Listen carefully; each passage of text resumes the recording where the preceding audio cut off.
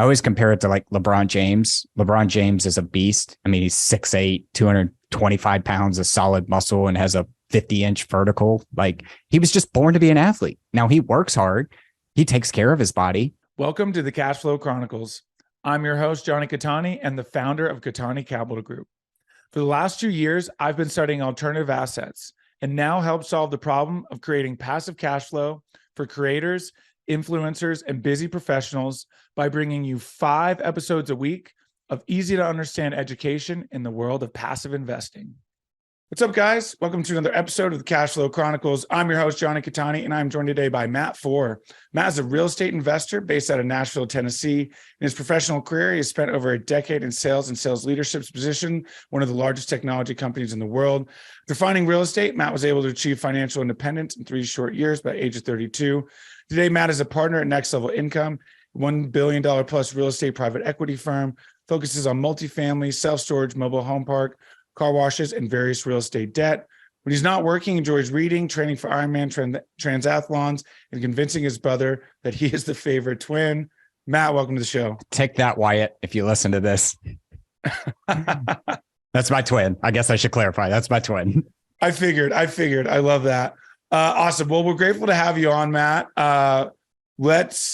Obviously, you've got a awesome track record, awesome resume here. Kind of take us back, though, to a little bit before you discovered real estate. You've been in sales leadership. How did you discover real estate, and what kind of led you to where you're at now? Sure, man. So my real estate journey begins back in 2016. And in 2016, I was set up to receive a life-changing commission check. I never say the number publicly, but it was a company I formerly worked for, and my eyes were just wide open on like how I was going to spend this money.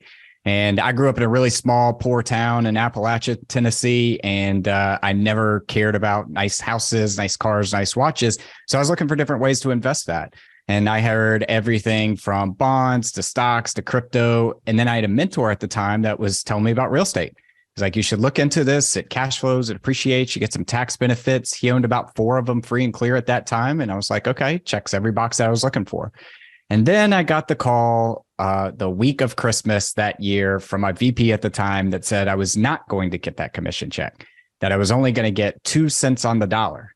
And I remember asking him at the time, like, hey, how did you come to this number? What's going on here? And he said, Matt, how much money have you made this year? And then I told him, and he said, well, isn't that enough? And it was at that point where I knew that if I was going to achieve the goals that I had in my life, get back to the causes that I cared about, and be intentional in the areas that I wanted to be, I was going to have to find my own financial path. So fortunately, I already found real estate and I was deep down into this journey, and that's where it all began. Wow. I'm sure there are some listeners who can relate to that. That hurts, obviously. But, hindsight now, I'm sure you're probably grateful for that moment, right? Propelled you, pushed you to be where you are now. So obviously, it's only been when did you finally get started in real estate then? Yeah, so it was that same year. I think it was only a few months later where I had purchased my first rental property. It was a turnkey, new build, built a year before that, had one owner right around the corner from where I lived. And I remember at the time, though, like my down payment was something like $42,000. And my family at the time, my friends were like, isn't that risky? Don't you see what just happened in 2008 and all this sorts of things? And I was like, yeah, but tying yourself to one income stream is more risky than that. I just got a life-changing commission check taken away from me and had no input at all. And at the very least, if this all fails, $42,000 is about the cost of an MBA, except for I will learn capital markets and how to finance deals, how to structure teams, how to build out organizations that don't report to you, but are partnerships with you. And I just thought that was going to be a good bet for me. Turns out I was right. Gosh, I love that so much. I love that response because, lessons do cost money in this industry, right? But I love that perspective because ultimately, if it did go wrong, you obviously learned a lot, but also learned what not to do, right? And so you just take that knowledge and you keep moving forward. I know a lot of listeners can relate to that as well. So obviously you've come a long way since, your first investment property. Kind of touch on that process, scaling and what's helped you get to this point? Sure. So I started off with that one unit. It was cash flowing like $400 a month. That felt really good to me, but knew I needed to continue to scale if I wanted to achieve my goals. So went into flips, did a couple burrs, bought a couple properties off of wholesale, never sold anything wholesale. But then I reached the limit in about 2019 of my 10 loan limit. And for your listeners out there that don't know, after 10 loans, Fannie and Freddie won't guarantee the debt on your investment properties. So you basically had I had two different paths. I could go find alternative sources of capital, or I could set up banking relationships with local banks and portfolio lenders and local credit unions and things like that. Well, about that time, I was also scaling in my W-2 career. So I decided that, hey, that's probably not the best time for me to go do all this extra stuff on the side. That also coupled with two instances that I had happened on the two of my properties. I had an HVAC go out, which was $6,000. And then I had a minor water damage on my property, which was about $5,000. And I knew that I should set aside money for those instances, because in real estate, it's not a matter if something goes wrong, it's a matter of when things go wrong. So I had money set aside for that, and it was no sweat for me, but it took away my cash flow for the entire year on both of those properties. So now I was starting to think about well, how do I go scale? And that's when I found syndications. I invested as a passive syndicator for a couple of deals, and then eventually jumped into the GP side on putting things together. That's awesome. I love it. And so one thing I've been talking about here on the podcast is, we have kind of newer, younger investors, helping them understand, how to kind of determine their risk tolerance and kind of their investment thesis. What are some things that you did in the beginning and, continue to do to, obviously learn, but, kind of determine what's a good investment for you and how that looks? Yeah. So a couple things. First and foremost, at the beginning, it was important for me to put sweat equity behind my deals because I wanted to achieve my goals faster. However, what I also noticed through that process is I wasn't being as intentional in the other areas of my life that I wanted to, with my family, with my friends. I'm an Ironman triathlete with some of my training and things like that. So it was really at that point where I found syndications and decided, hey, I'm making a great income. I've got other areas of my life that are interesting to me. Let me just make sure that I have my money working for me and into assets, but not necessarily having to do the sweat equity of the mental burden and the physical burden of having to put together single family properties. So I don't know if that answers your question, but that's kind of how I started to look at things. And because of that, I was able to continue growing my investments and growing my cash flow, but also be intentional with the people that mattered in my life. I love that so much. Definitely relate to that as well, because for me, same thing, right? I don't really want to have another job on the side, and syndications really allow you, certainly not to say that you shouldn't be putting in work, right? Because again, when it comes to kind of determining your risk tolerance and investment thesis, right? The due diligence process is very, very important, especially now more than ever. So what does that kind of look like for you in the beginning, and what's maybe changed over the years? Yeah, so I put together a couple of frameworks to help investors understand how to understand a deal, and then also how to determine if a deal is a good deal or not. Because I'm sure some people have come to you and they're like, hey, should I invest in this deal? And you're like, well, explain it to me. And they can't explain it to you. So my framework for really understanding any deal is what I call the Fore method. And it's really financial liquidity. So how liquid is this investment? If we look at Apple stock, for instance, the bid-ask spread is a penny. There is no price discovery there whatsoever. And there's tremendous amount of liquidity. Now, I'm not saying liquidity is a good thing or that you should look for liquidity. You should just understand, if I need my market value of this asset back, what's my process for getting it back? The second thing is ownership. So I look at are you a debt position or are you an equity position? And again, I'm not here to tell you one way or the other, but from a risk adjusted standpoint, you're less risk averse in a debt position. You're more risk on in an equity position. But because of that risk, you should get compensated on tremendous amounts of upside in the equity. And then the third is returns. So returns are all about how much am I going to get paid? When am I going to get paid? And who sits in front of me before I get paid? So is there a pref equity position? Is there a pref debt? All that sort of stuff. And then the last and most important is effort. So what is your effort in this investment? Are you taking an active role? Or are you taking a passive role?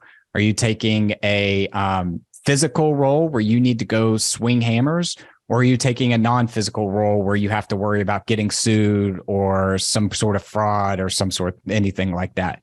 So really, when you're looking at any investment, I would encourage every investor to understand what's the liquidity of this investment? What's my ownership stake in this investment? How am I going to get paid in a form of returns? And then ultimately, what's my effort needed to make an investment successful? Wow. I love that. Really, really great insight and pretty simple to understand, right? Because when you really do break it down, as complicated as some of these syndication deals and structures can be, making it simple when you break it down, it actually can be very simple, right? There's only so many things you really need to be paying attention to. And then, after that, right. It's not as complicated once you break it down. So what was a big deciding factor for you to start getting to the active side from the passive side? I think it was along the way in 2020, I had a lot of my work colleagues saying, like, what are you doing? In March of 2020, I watched my equity portfolio take a 40% dip. I watched people around me who've spent their entire lives, hard work, sweat, tears at a single company, all of a sudden be jobless. And at that point, some people were starting to ask, like, what are you doing in real estate? How do I get involved and things like that? And what I typically found out is that they had already figured out that they don't want a second job. They didn't want to go find wholesale relationships, swing hammers, put together debt structures and all of that. They wanted the benefits of cash flow appreciation and some of the tax benefits, but they didn't want to put it all together. So that's when I decided to partner up with my coach at the time and figure out how could we go offer asymmetrical returns for our investors without them having to do all of the work. I love that. And so what has been a key for you guys to be able to, be involved in so many different asset classes, right? We talk a lot about diversification, how important it is, how great real estate is for diversification, because just like you guys offer here, you've got multifamily, self-storage, mobile home parks, car washes, various other things. What has been the key to be able to do that successfully? Finding good people and letting them do what they're really good at. I mean, that's ultimately it. When I first got in, and I still take calls to this day from investors that are like, hey, who is this XYZ group on this transaction that you guys are doing, et cetera. And I always say, like, if you're ever looking at $100 million property, there's more than one person involved in that. There's more than one group that's going to bring expertise that the person that found the deal, the person that financed the deal, the person that runs the deal, the person that's putting together all the legal structures isn't going to have expertise in. So it's really just making sure that you have a good connection, good network of connectors out there who are really good at specific things, and that you align yourself with their interest and your interest to ultimately have a win-win-win situation. Yeah, absolutely. This is such a team game. And, it's obviously important, right? We want to make sure we have good partners. What are kind of some keys for you guys when it comes to that, right? Because obviously a lot of really great operators out there, but you don't necessarily always are going to, have that symbiotic, relationship. So what are some of the keys for you guys? Yeah, I would say two things. One, and it's number one for a reason, communication. Like, you want to know that anybody you're working with, or if you're investing in deals passively, is going to communicate to you. Chris and I have a policy that we want to get back to our investors within 24 hours. And if it's within the working day, at least a 4-hour work time period. So we don't want to run and hide when bad things happen. We want to make sure that we answer questions when they need to be answered. And that's what you should look for in your operating partners as well. If you're deciding to partner up on a deal that you're taking down together, that somebody has the same form and urgency of communication. And then the second thing I would say is execution. I want to know that when we bring in somebody to go run a specific part of our deal or our business, that they're good at that. They care about that. They want to do that, and they execute at a high level. Absolutely. I love those two. It's huge, right? And communication, obviously, number one. And you even mentioned when things are going wrong, right? The over communication, the transparency, because, you know, it, like you said earlier, it's not if, but when, right? And it will happen. And it's so, so important to make investors feel comfortable by letting them know what's happening. And, you know, now is a time when obviously things could potentially be shaky in the market, right?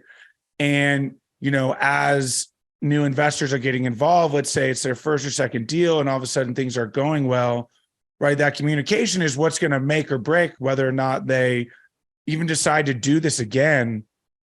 What do you guys focus on? You mentioned kind of getting back in 4 hours. Do you have any examples of when something wasn't going well and how you kind of eased in, you know, investors' mind to help them understand what was going on? Yeah, I would say we're not immune to the challenges that are going on right now in the real estate industry, right? We've had to drop some of our distributions from maybe paying $100 a month to now paying $25 a month and those sorts of things. And it's really a capital preservation play. And I think when you just see that hit your bank account, you're like, oh, what the heck is going on? What are these guys doing? All those sorts of things. But if you really talk investors through, like, here's what's happened. Our debt has gone from $1 million a year to $1.5 million a year. And what I want to do is preserve your capital more than anything. So while I could continue distributing $100 a month to you, I might have to come back and ask you for $125 later down the line. So our number one goal is always capital preservation. And I think most investors should view capital preservation as the number one goal in their portfolio as well, because you probably heard the saying, if you invest $100 and you are down to $50 and you lose $50, you have to make 100% return, not a 50% return, 100% return. So capital preservation, I think, is the number one thing. So we're working through some of those conversations right now. Not all of them are fun, but ultimately we believe that our strategy is strong, and within the next 5 years, our assets will continue to beat pro forma like they are today. Absolutely. Thanks so much for sharing that. I know that it can be a challenge sometimes, obviously, right? Nobody wants to, like you said, nobody wants to have that conversation, but that's the most important thing we can do right now. And, you know, like I talk about, that's what you need to look for when you're doing your due diligence and you're vetting your sponsors and your operators is, you know, tell me about a time. What did you do? How did you help investors? So I really love sharing that. All right. I want to get to the Iron Man thing because I'm very curious about it. But before we do, kind of pull out your muddy crystal ball. What do you kind of foresee coming over the next kind of 12 to 24 months for the industry kind of economically? Man, I don't know. I wish I could give you an answer. Anybody that comes on here and gives you a clear answer is either ruling the world with their puppet strings or is just trying to make them sound good. I have some thesis that I'm monitoring. I do think that we're done at 5, meaning the Fed will pause their rate increases now to watch as things settle. And ultimately, let's not forget that real estate is a multi-trillion-dollar industry. And the United States, it's just massive.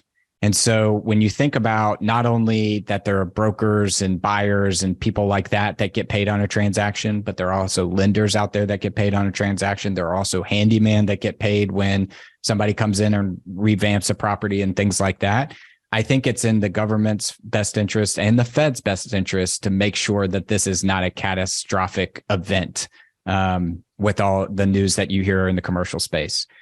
I also think, too, you need to have picked your markets really well. And I was having this conversation with an investor earlier today. If you bought office in San Francisco, you're stuck. I mean, you've caught a bad knife and as it was falling, and it's going to be a tough ride ahead of you.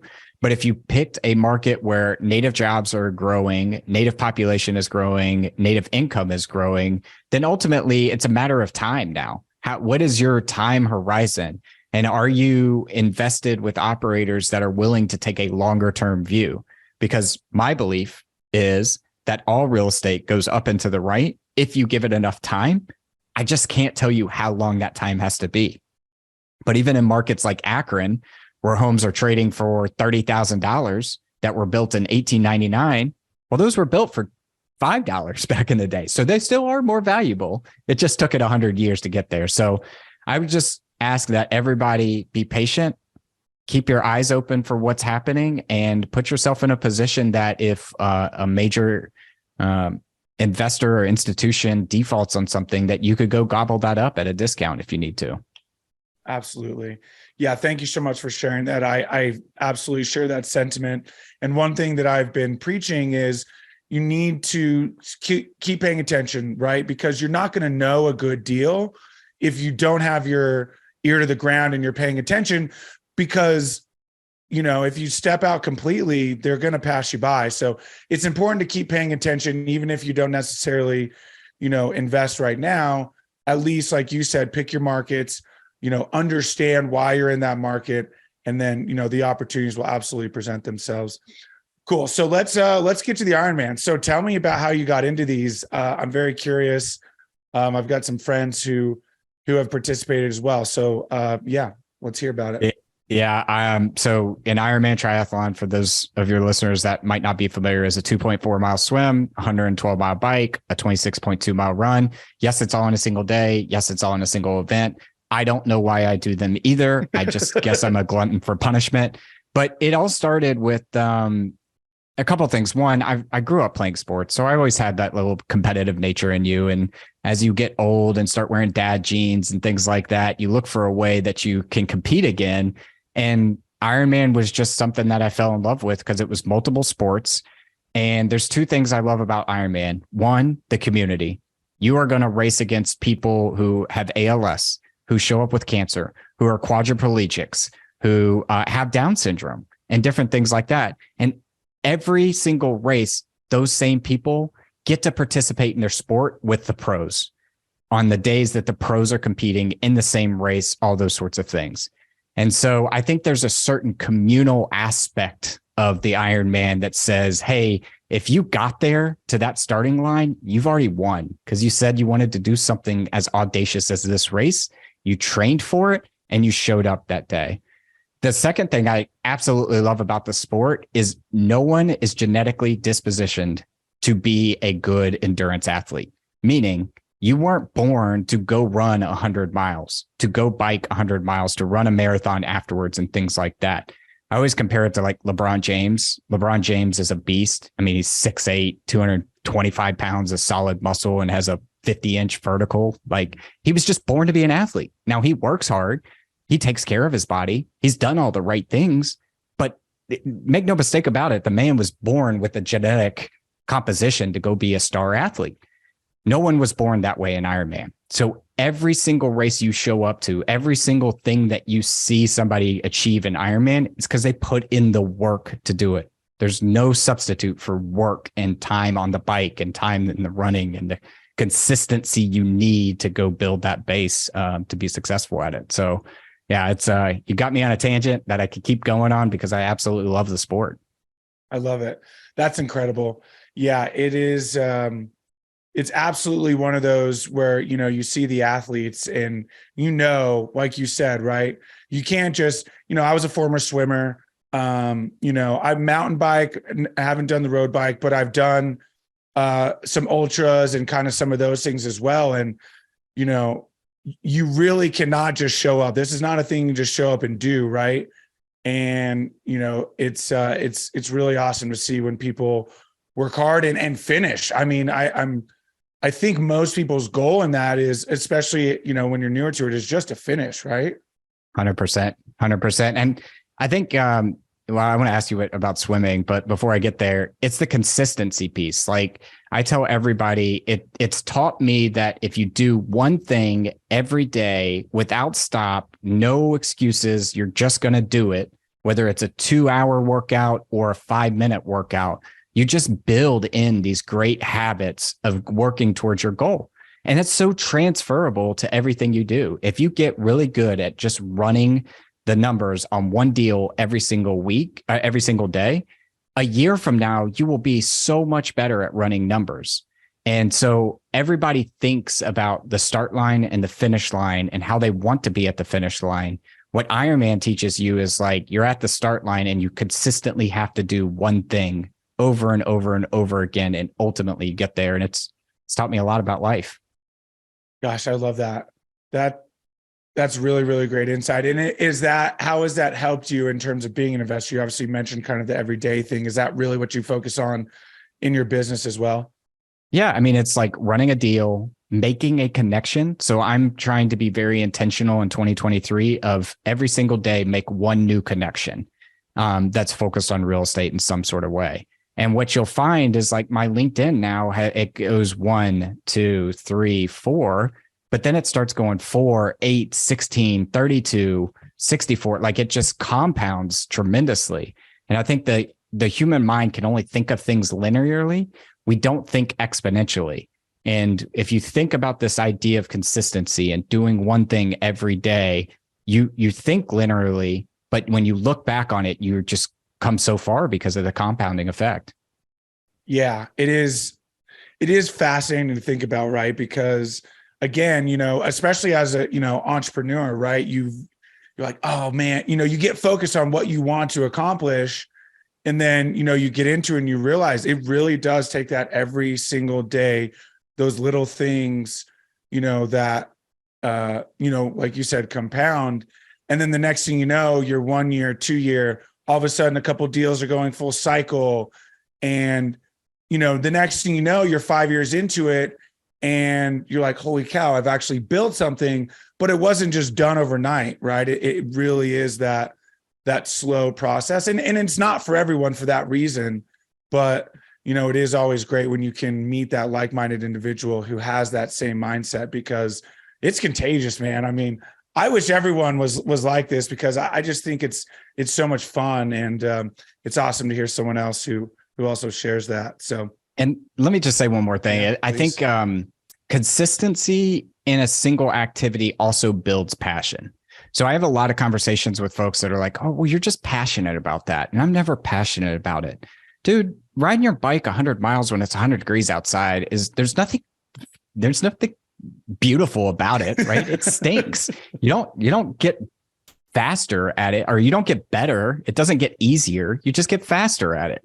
And so I try to always encourage people that I meet with is like, pick one thing, whether it's archery, bike riding, running real estate numbers, whatever it is, and do it every single day. Pick a 5-minute task, do it every single day for 6 months.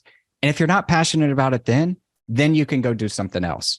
But until you put that dedication into it, it's like meeting your spouse, right? You're not going to be like, oh, I love you so much and I would give my life for you on the first date. No, that stuff builds over time and that rapport builds. And all of a sudden you're like, I can't imagine my life without you. It's a very similar concept. Wow. Thank you so much for sharing that. That is absolutely true. And, certainly I will say it does help when it's funny, now that you mentioned that, because at first I admittedly had a little bit of a selfish mindset of why I was getting into this. And then you realize how much of a team sport it is and how much it's actually about helping other people. And the more that you help other people and the more you help them get involved, however it works, right? Whether you're, even if it's as little as, oh, hey, I know someone who can help you with that thing. Let me connect you really quick. And that's all you do, right? Slowly over time, that network builds and more people. And then all of a sudden things start to come back to you. And the next thing you know, you've got this whole network of people who are helping each other. And it's really, really incredible. And like you said, it really is, that's where the passion comes from, is you start to realize that you're helping people achieve their goals. And at the same time, you're achieving yours as well. Yeah. I'm so excited to see what I look like in 10 years. I mean, I don't want to speed up time because time is so valuable and so limited, but I'm very interested to see like all these little things that I'm doing today. I've seen what it's done through my 20s and now into my 30s. What is it going to look like when I'm into my 40s? Yeah, it's funny you mentioned that. I was having this exact conversation. We're like, man, 10 years from now, it's going to be fascinating. But you also talk to people who've been in 10 years and they even look back and be like, man, I kind of miss those early days, like there's a little bit of that, the fear is almost a little bit like exciting, and as you start to like really get things going, it's not that, it goes away necessarily, but things maybe get a little bit easier, and you don't worry about the same things. And so sometimes, it's important to stay present and think about where you're at, and realize that, yeah, I am building something, but I'm really, really grateful for these challenges and kind of the things that I have to overcome. So I love that. That's right. Awesome, Matt. Well, this has been incredible. Appreciate all of your insight. We'll go ahead and wind down here, jump to the final five. First question, best advice you've gotten from a mentor? I'm going to give you two. The best piece of advice I ever received from a mentor was meet people where they are. And what he was trying to say is he was like, Matt, you see the world a different way and you want people to be where you are, but you need to meet people where they are physically, emotionally, spiritually, intellectually, all those different levels before you can bring them to where you want them to be. And that doesn't necessarily meaning go down to their level. Sometimes that's rising yourself up a level because you're in the room with someone else. So meet people where they are. And then I heard this one today, so I have to throw it in there. It said, run upstairs. And what that meant was they were saying, if it's hard for you to run upstairs, it's going to be even harder for somebody else to go run up those stairs because you're in shape, you're running to the fire, you know what you're doing, all those sorts of things. So they were talking about in this idea of building a business or trying to accelerate a goal. If you run upstairs and do the hard things, those are the things that other people aren't going to be willing to do. So you'll ultimately get there before them because you did the hard thing. And I don't know, that kind of stuck with me this morning. Wow. I love that. It's so true. And, one reason why people rely on us, right, to bring them good deals and set them up for success, because, ultimately we are doing some of the harder things that they don't want to do. But again, it's a symbiotic industry where, they help you in some way and you're obviously able to help them too. So I love that. What is about your career that makes you feel like you're fulfilling your why? Teaching. I would say more than anything. I love getting on investor calls where they know 5% and they're asking you to fill in the 95%. I really don't like getting on the phone with people that are 95% of the way there and we're playing a game of who knows the most. Yeah. I just love teaching people about whatever I know, whether it's real estate, Ironman, anything in my life. So I just love teaching. I love that. That's awesome. Favorite non-real estate or investment related book? So as you can see behind me, I'm a huge reader. So I have dozens of them, thousands of them.